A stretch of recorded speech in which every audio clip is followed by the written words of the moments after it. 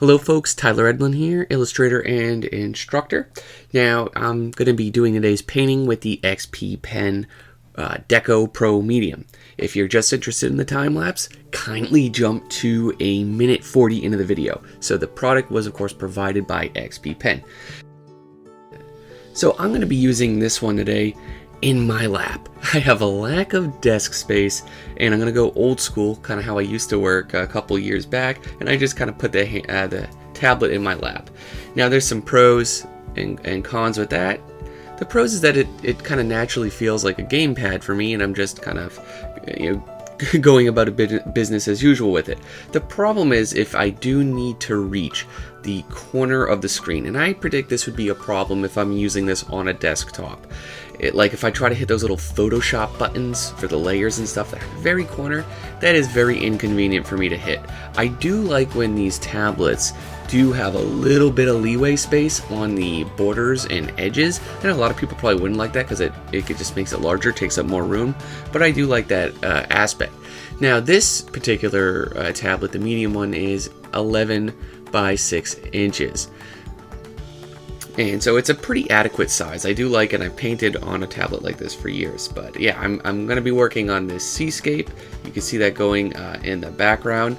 And the first thing that I ended up doing with this was just changing that scroll wheel feature from scrolling up and scrolling down to brush size. I just love how that made it very easy and versatile to switch the size of the brush. So it worked out great for that.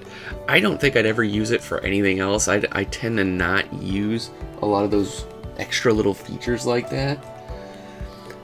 But anyway, I love how this thing feels on the surface of the tablet. It's got a little bit of tooth to it. It just feels great. Now I thought this would be the perfect type of painting to test this tablet on because I am used to a very large tablet. I'm used to a screen tablet that offers me a wide range of motion and that offers me a lot of tangible accuracy. With that said, I don't think there's anything wrong with this tablet. I think it's absolutely great for a lot of users. Amazon has it priced in at $129 as of this video, and I think that is a great price for my session with this tablet over the course of this painting, which as a disclaimer, I think it took about 90 minutes to 2 hours to do. So that's my total kind of time with the tablet this week. But I really did enjoy it as much as I did enjoying this painting as well. So this is a simple sort of gestural sort of painting so far. I'm kind of playing with the shapes of clouds. I'm playing with what the light can do. And I just know somewhere down the line I am gonna drop a bit of a ship in here. That's the fun part, but I'm kind of approaching this image into 3 different tiers. I have the sky, I've got the waves, and then I'll have the subject matter itself, which will be the boats. But I kind of want, I already know where the boats are going to be. They're going to be kind of across the middle of the picture. That's fine. I don't need to get to those yet. So what I want to focus on earlier on is the movement, the flow, the rhythm, and the gesture of these shapes. And of course, how I can play with those using color and light. Now, one key feature I thought I'll just mention here is that this thing does connect to Android phones and such. I really don't understand the point of that from my perspective, which is kind of like a professional painter. I just would never ever think of like why I'd want to go hook this up to my phone like this weirdo in the picture here. I don't know what he's doing, but I wouldn't have no idea. But from a painting perspective, I like it a lot. It's responsive, it feels durable enough, the pen's great, and it does come with this little glove, like one of those special gloves so you can preserve, I guess, the surface of the screen. I tend to not use those much anyway because my hands don't sweat a lot when I paint. I don't even paint in long sessions. But it does come with one, as did the tablet that I got from them last year. I'm still using it. When I do, I didn't wear it out. My friend Adam Duff, he absolutely hated the glove. He thought it was the cheapest thing, but I like it. I think it's just as good as other ones that I've bought because I do buy them on occasion, and they're just fine. But yeah, I'm just kind of imagining that there's this kind of sun. It's a little bit behind the clouds, and I'm not kind of going for any sort of realism with this. I'm totally feeling this out. I do like to express myself with the color, and yeah, this tablet's totally helping with that. So yeah, with that said, I'm going to add a little bit of purples. I'm going to contrast that with some neutrals all the way up into the yellow ranges where that sun will be doing some subsurface scattering. Anyways, here we go. Yeah, coming in with the blue. Gonna add a little bit of drama. I want to like show like, okay, there was just a little bit of a storm, and that's rolling out. You know, it's kind of tossed this little fleet of like Viking ships around that I plan on putting in eventually. But and then the sky is clearing up, and so I think there's just a lot of nice leeway in terms of what I can play and push and pull with the palette. Do recommend for a lot of people, if you're not comfortable drawing skies or even oceanscapes, it does help dropping in a perspective grid, a very simple one, just so you can get a sense for how shapes and forms may look if you're looking from underneath it, or if you're looking down, across a waterscape. It does help kind of plan out rhythms. So the other thing with this painting is I'm trying to keep it really simple. You can, I'm sure somebody will probably come back and correct or police me on this, but I really only use one brush on this painting. I used the standard Photoshop hard round. That does give me a little bit of extra tools if that's just my brush. You can use the options on it to make it softer or harder. So you can, without changing brushes, you can make that an airbrush, which I do a little bit later. But besides that, I'm using essentially two different blenders. I used one blender to fluff out the edge of the clouds, and one blender that I kind of smudge and smear and blend some of those harder edge marks that the brush makes. Like you could see here, it makes a naturally hard little circular stroke, like I'm sure a lot of you are aware, but then I come in and I kind of massage it out with my blender. So the total tools is an eraser, which I don't know which eraser I had, the brush itself, and then like two blenders. I try to keep it very simple. Hey guys, I want to take a brief moment here to talk about the stylus on this product. So this is the one that I got with last year's XP pen. It's very narrow, and it's also extremely hard to hit this button and find it. I had a lot of problems with the pen. Now for comparison, this is my standard Wacom Cintiq pen, the one that I use, and it's thicker. The button's easier to hit. I like it a lot. Now if we look at the XP Deco pen, it's learning a lot from this, and it could have been cut from the same mold for all I know, but I like it a lot. I even like it a little bit more because this material feels great on my fingers. I really did like it. The button's really easy to hit, and it feels just great on the surface of the tablet itself. So they listen to my feedback. I love everything about this pen.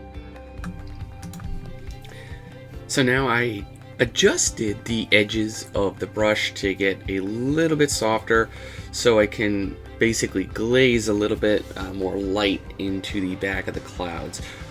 Right now, I'm not overly satisfied with these bottom proportions. I definitely kind of am cool with the top, but parts of these look a little flat, and then a lot of them, or parts of them, a little over detailed. So I'm trying to bring that all into balance at this point, more or less. And it is a little bit tougher when you're limiting your tools, right, with these self-imposed challenges, but yeah, it's fun. This is something raw and visceral here, when okay, I've got a very tried and true subject matter, limiting the tools, just kind of going at it, and I need to do more of that. Do you guys need to do more of that? Let me know. Like, I think we tend to complicate things very quickly, and all of a sudden these projects and these images, as you've seen in some of my videos in the past, can occupy the better part of weeks, to some cases even months, kind of going on and off.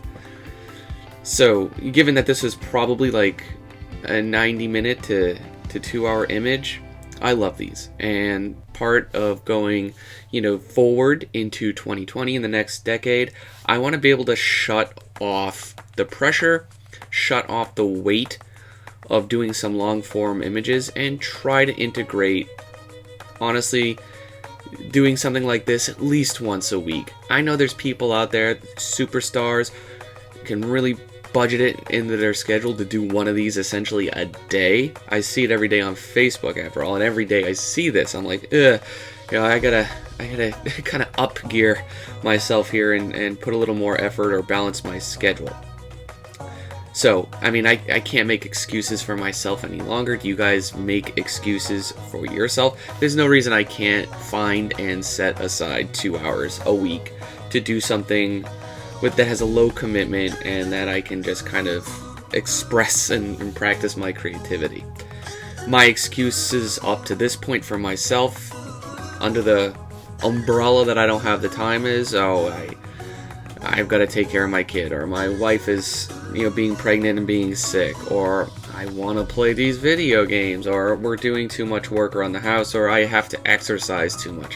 Whatever the case is, I'm going to let it cut into probably a little bit of my game time. So I'm going to beat less games this year, going to do more paintings, or I'll slightly work later. In all honesty, I do like to try to close up shop by 10 or 11 if I can fit the workload during the day. Often enough, that's not the case, but yeah, I'm going to try to do that moving forward. I think it'll be great. Just to work, even if it's like a half hour later, a night or two a week, just to finish or to paint something like this. I think that would be very healthy for me. So do you guys have any of these not so healthy artistic habits you do? Even if it's different, different from just being lazy or procrastinating, or that you spend too long on images, not enough time on other. Because I think if you switch up gears and how you work, and I think I'm going to make a video on this fairly soon, anyway, because it keeps coming up in the comments about how to practice the right ways to practice. But I think at the tip of the iceberg, at the start of that conversation, is to switch up how you practice. To practice 2-hour images, to practice 5-hour images, and of course to practice 15 to 20-hour ones.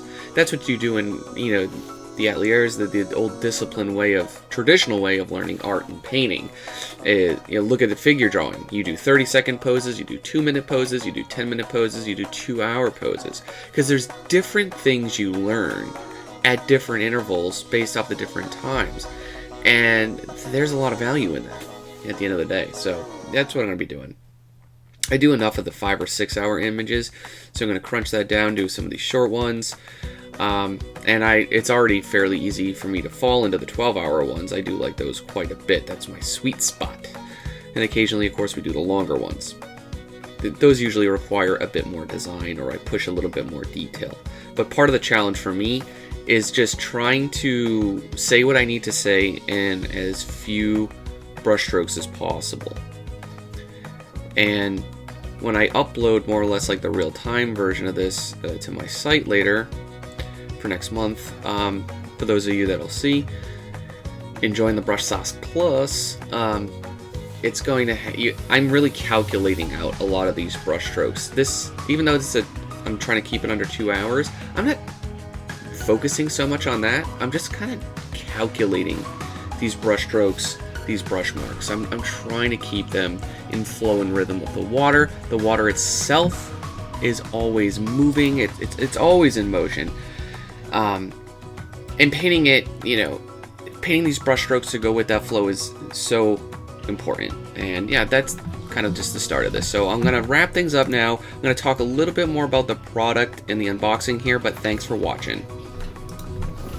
Now, I did check on XP Pen's site. They actually sell this on there for $99 US. So that's actually like $30 cheaper, if I'm correct, than Amazon. I'll have all these links below either way. But again, you guys know what to expect from these packages. The pens, they come in these awesome cases, particularly if you're going to travel. Personally, I never stick them back in there once it's out, because I just throw it on my desk. Sometimes it rolls off, sometimes it doesn't. I'm lazy. It's kind of part of it. But anyways, you saw the build earlier. Absolutely love the pen. Now, for the tablet itself, it does come all protected nicely in a sleeve, which I have to rip off, and it comes with the glove and some basic instructional things. I did have to peel off a surface protector mat here, which was also very nice. I kind of like a little foggy or hazy, but you know, once I peeled it off, I mean, it just looked and felt so nice. This thing's also insanely thin. It's got a metal on the back, and it also has anti-slip grips, which is great, because then it's going to fall off something less, particularly if you do have any kind of desk you want to throw at an angle. But anyways, I want to thank XP Pen for sending this over. I enjoyed my time with it. It's a viable option for anybody not looking to break the bank. I could use this thing professionally if I wanted to. I think it's good. And it does come with the adapters for the phones, for those who can find use in that. But I do love the cable. I love that the cable is bent, so it can go straight up or down, and it just saves more room. You can see me put it in here. I love it. Take care, guys, and see you later. Hey guys, remember you can go to brushsawstudio.com and grab this free tutorial for signing up to my newsletter, or Brush Sauce Academy if you want to know any information on my teaching programs.